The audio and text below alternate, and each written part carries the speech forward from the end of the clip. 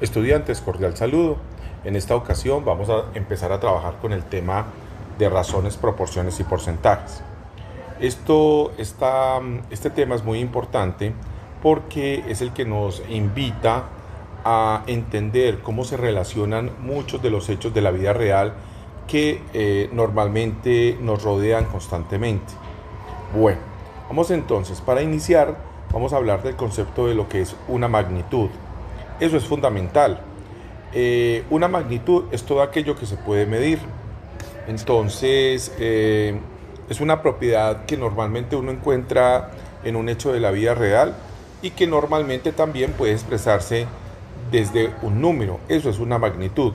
Normalmente, por ejemplo, la estatura de una persona es una magnitud. La estatura, una persona puede medir 1,80.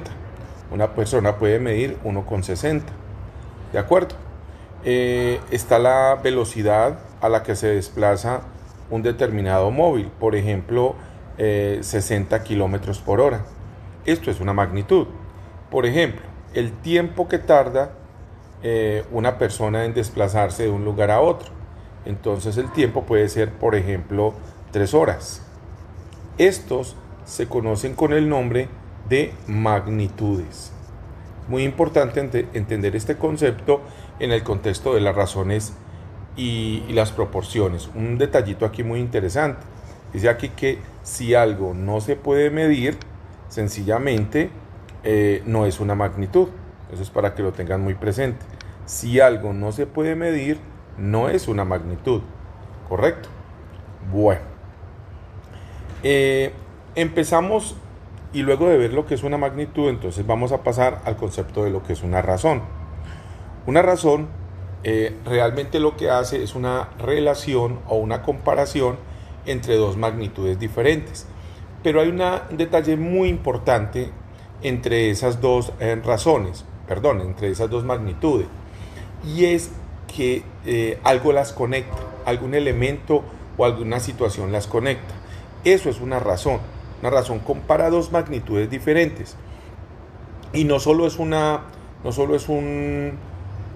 fracción, ¿sí? Un número sobre otro o un numerador sobre un denominador. No. Tiene que existir una relación entre un número y el otro. Por ejemplo, en este caso, supongamos que tenemos 600 pantalones o se fabricaron 600 pantalones, pero esos pantalones se fabricaron en un tiempo determinado, en este caso 8 horas. Y miren cómo la fabricación de los pantalones cobra un cierto sentido cuando yo digo que se utilizaron 8 horas para fabricarlos. Eso es una razón. Se escribía normalmente de esta manera. Tenemos 600 pantalones sobre 8. Los pantalones se conoce con el nombre de antecedente y en este caso el tiempo o las 8 horas se conoce con el nombre de consecuente. Entonces tenemos en una relación llamada razón, tenemos un antecedente que en este caso sería este y un consecuente que en este caso sería este. ¿Correcto? Eso es una razón. Muy importante tener presente el hecho de que los dos elementos tienen que tener algún tipo de relación. ¿Correcto? Bueno, pasemos al concepto de proporción.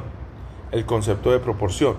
Y una proporción simplemente es una igualdad entre dos razones. Como ya sabemos cuál es el concepto de razón, entonces podemos tener en una razón la siguiente relación. Digamos que tengo que en un paquete de galletas hay 4 galletas, ¿cierto? ¿Qué sería entonces una proporción? Que si yo tengo ya 2 paquetes de galletas, significa que entonces voy a tener 8 porque un paquete tiene 4, 2 paquetes obviamente tienen o tengo yo 8 galletas. Entonces, esto es lo que se conoce con el nombre de una proporción. Eso es una proporción. Es una razón de equilibrio entre dos situaciones que normalmente pues se expresan como razones. ¿De acuerdo? La regla de oro de la que se habla aquí es que el producto de los extremos siempre es igual al producto de los medios. Entonces miremos esta situación aquí. Si yo multiplico 1 por 8 me da 8, y si multiplico 4 por 2 también me da 8. Dice la regla de oro, dice que el producto de los extremos siempre es igual al producto de los medios en una proporción. Y recuerden, una proporción es una igualdad entre dos razones. Una proporción es una igualdad entre dos razones. Vamos al siguiente concepto. Ahora bien, las proporciones pueden ser o directas o pueden ser inversas.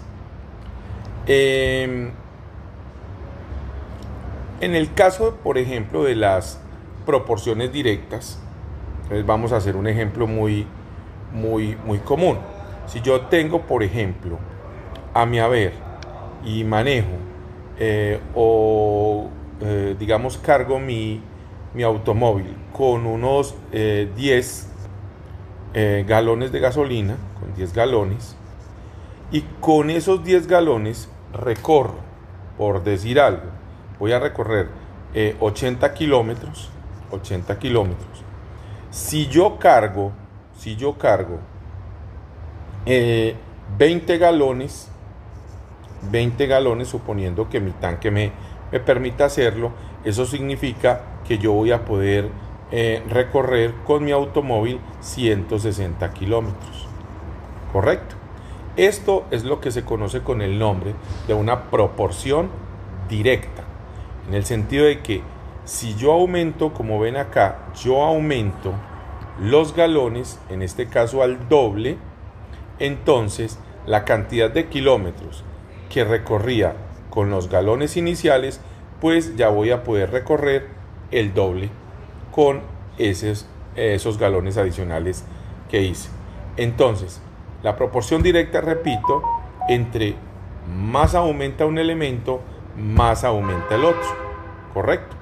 Entre más aumentan los galones, más aumentan los kilómetros con los que puedo recorrer en mi automóvil. ¿De acuerdo? Eso es lo que se conoce con el nombre de una proporción directa. Y existe también lo que se denomina la proporción inversa. La proporción inversa simplemente dice que si una razón aumenta, la otra disminuye. Esto ocurre mucho, por ejemplo, cuando, dando un ejemplo ya más específico, cuando, por ejemplo, si yo tengo un número de trabajadores determinado, por ejemplo, tengo 10 trabajadores para ejecutar una obra, y esos 10 trabajadores se demoran, digamos, unos 20 días, para ejecutar la obra. Entonces, si yo aumento el número de trabajadores, en este caso, por ejemplo, lo aumento al doble, en este caso 20 trabajadores, ¿sí? Se supone que estos 20 trabajadores ya no van a terminar la obra en 20 días, sino que van a terminar la obra en la mitad de esos días, es decir, en 10 días. Y miren cómo, al aumentar, en este caso, el número de trabajadores, lo que ocurre es que disminuye el número de días. 10 trabajadores para hacer una obra en 20 días. 20 trabajadores para hacer una obra en 10 días. ¿Correcto? Eso es lo que se conoce como una proporción inversa. ¿Correcto? Bueno, espero que este material les sea bastante útil. Chao, chao.